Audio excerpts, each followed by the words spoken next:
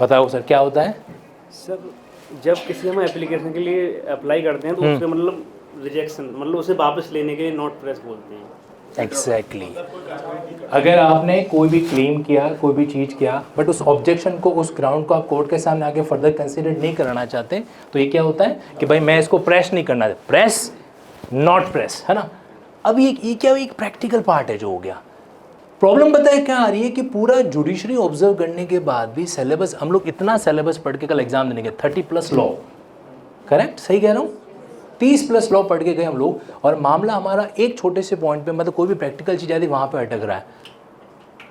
हमें अगर वो चीज़ नहीं आती है तो हमारा काम वहाँ पे क्या रह जाएगा, अधूरा रह जाएगा।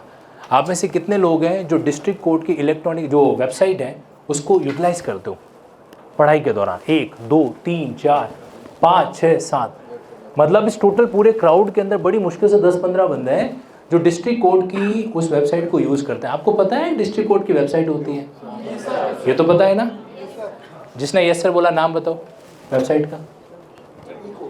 वेरी गुड, ठीक है। कई जगह पे डी कोर्ट है, कई जगह पे ई कोर्ट है। उसमें क्या होता है, सर्विसेज का अपने पास में ऑप्शन होता है।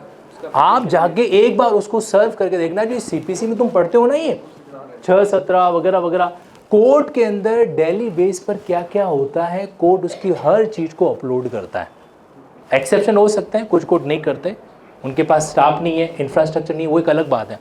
अगर दिमाग लगाओ कि उन सारे ऑर्डर्स को इस तरीके से आप क्या कर पाओ, अपनी ही पढ़ाई के साथ में थोड़ेटिकली लिंक है जो कर पाओ, तो हमारा माइंड कितना एक तरीके से साउंड में जा सकता है। एडवांस स्टेज, आपने क्या किया, आपने किसी पर्टिकुलर केस की सारी हियरिंग, एक केस सिविल का 3 से 5 साल या 10 साल तक चलता है। अब मुझे बताओ, आज आप सर कोर्ट में गए और आप उस केस में दिमाग लगा रहे हो, सबसे बड़ी गलती वकालत के अंदर पता है क्या होती है, हम रनिंग केस में दिमाग लगाते हैं। वकालत हमेशा डिस्पोज केस से सीखी जाती है। क्यों? क्योंकि डिस्पोज केसेस के अंदर 5 साल का पूरा क्या है, निचोड़ है। आप 1 क्लास खल्लास किसने देखी अभी तक यूट्यूब पे? देखिए, आपको शायद वो इसलिए भी लगी क्योंकि पूरा एक बार बेरेट का निचोड़ उसके अंदर आपको थोड़ा मिल गया होगा, ये इसी रीजन है, एक बार क्विक रिवाइज हो गया।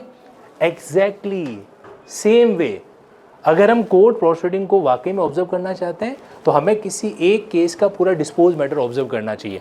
ये ना मैं चैलेंज के साथ कह रहा हूँ, आज आप घर पहुँच जाओ, कल पहुँच जाओ और कल से ही इसको स्टार्ट करना शुरू कर देना।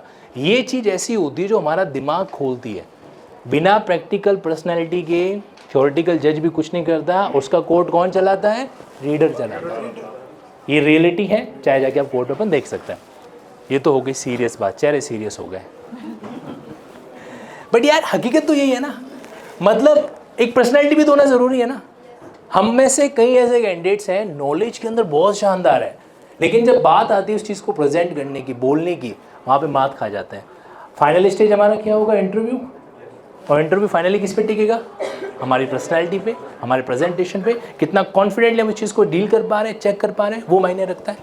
और वही चीज़ें हमें क्या करनी है, अच्छे तरीके से ऑब्जर्व जो करनी है, ठीक है। सिर्फ मुझे मत करो, सबको करो। कैमरामैन का मामला ठीक होता है नहीं, इसी पे फोकस रखना है बस। तो कहने का मतलब यार ये है, प्रैक्टिकल बन जाओ और पर्सनैलिटी को थोड़ा सा इंप्रूव है जो करना है, बोलने के मामले में, किसी चीज़ के बारे में। अगर आप लोग ट्रेन से आ रहे हो और अपने आसपास बैठे हुए व्यक्तियों से बातचीत अपन उस एंगल से नहीं कर पा रहे हैं, ये गड़बड़ है मामला यहाँ पे, है ना। थोड़ा सा उस वे के अंदर अपन चीज़ों को सीखना ज़रूरी है। खैर, मैं बात कर रहा था कि I invite all of you for a creative purpose, और वो क्रिएटिव पर्पस ये है, आप में से किसी के भी माइंड के अंदर ऐसा कुछ भी लीगल आइडिया है जो आप सोचते हो कि यार इसको मैं स्टार्टअप वे के अंदर कन्वर्ट किया जा सकता है, do let me know, we can proceed with that, ठीक है। जैसे एक सिटी है, सिटी के अंदर रेंट एग्रीमेंट से लेके एफिडेविट से लेकर बहुत सारी चीज़ें होती हैं।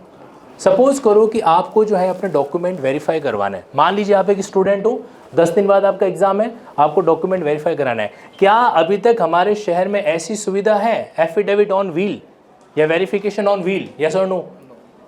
मतलब आप अपना बुक करवाइए, घर पे आके आपके डॉक्यूमेंट ओरिजिनल भी आपके साथ में वेरीफाई करके जाएगा। ओरिजिनल डॉक्यूमेंट हम क्या करते हैं, जो नोटरी उसके पास लेके जाते हैं, वेरीफाई करवाते हैं। सोचो, ये सर्विस एडवोकेसी के क्राइटेरिया में ऐसा तो है नहीं। कहाँ लिखा हुआ है कि नोटरी जो है वो किसी के घर पे जाके वेरीफाई नहीं कर सकता? नहीं लिखा हुआ है ना। तो मुझे बताओ, अगर इस चीज को देखो, सुविधा का शुल्क देने के लिए दुनिया तैयार है, एग्री करते हो?